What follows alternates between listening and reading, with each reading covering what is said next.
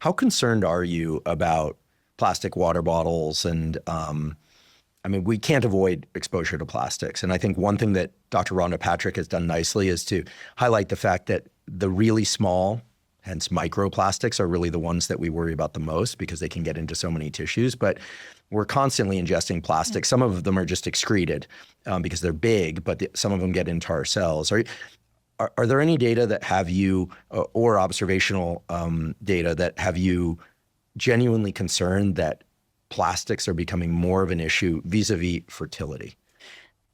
There definitely is concern. I always want to frame this, and you did a nice job of it, so I'll double down. The goal when we talk about toxin avoidance is you can't avoid everything. You cannot avoid every toxin in this world, nor should we try to have this all or nothing mentality, which is what so many people do.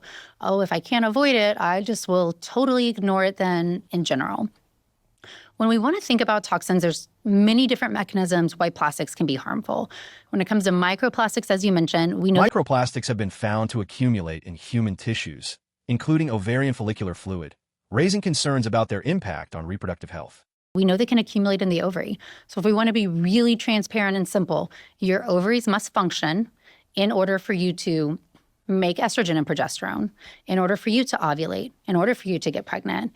So if microplastics can accumulate inside the ovary, that's obviously detrimental towards fertility or ovarian function. On a greater scale, we know that numerous cohort studies have associated exposure to endocrine-disrupting chemicals, EDCs, found in plastics with adverse reproductive outcomes, including lower IVF success rates and longer time to pregnancy.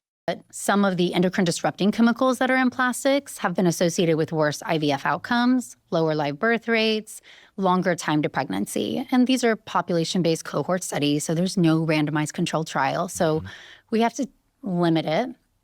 And there's some truth to the fact that people who might be more exposed to plastics may have other lifestyle factors, such as we know plastics can also be in food wrappers, right? So maybe they have more of an ultra-processed food diet. So it's never one specific thing.